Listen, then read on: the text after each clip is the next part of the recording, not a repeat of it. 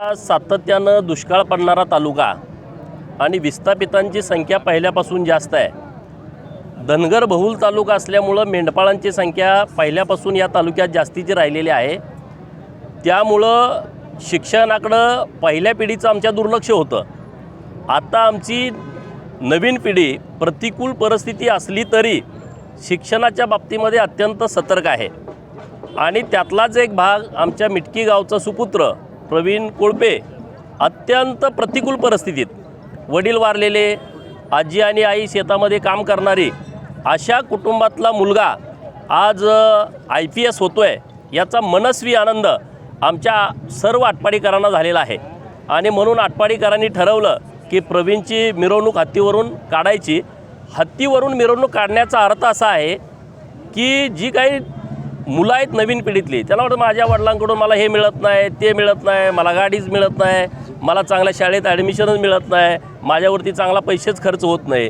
त्या सगळ्या मुलांच्या समोर प्रवीणचा आदर्श आहे की कशीही परिस्थिती असली, जिल्हा परिषदच्या शाळेत शिकलेला मुलगासुद्धा या देशात टॉपला जाऊ शकतो।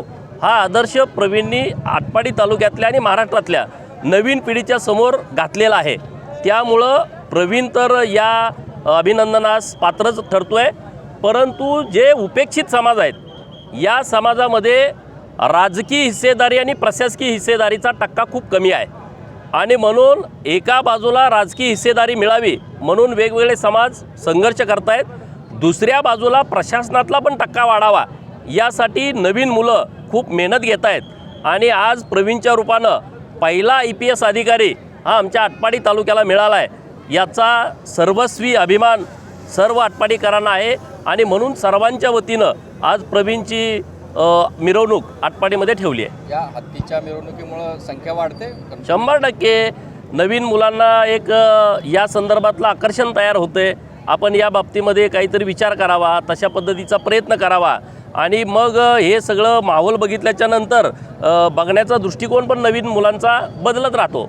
आणि तो आमचा एक प्रयत्न आहे की प्रवीणचा आदर्श घेऊन आणखी काही मुलं आमची UPSC करतायत, दिल्लीमध्ये अभ्यास करतायत, काही घरी करत असतील, काही पुण्यात करत असतील, तर त्या मुलांना पण यामध्ये यश यावं अशा पद्धतीची भावना या आजच्या या कार्यक्रमानं नक्की निर्माण होईल। धनगर आरक्षणाच्या बाबतीत एक शिष्टमंडळ काल मुख्यमंत्री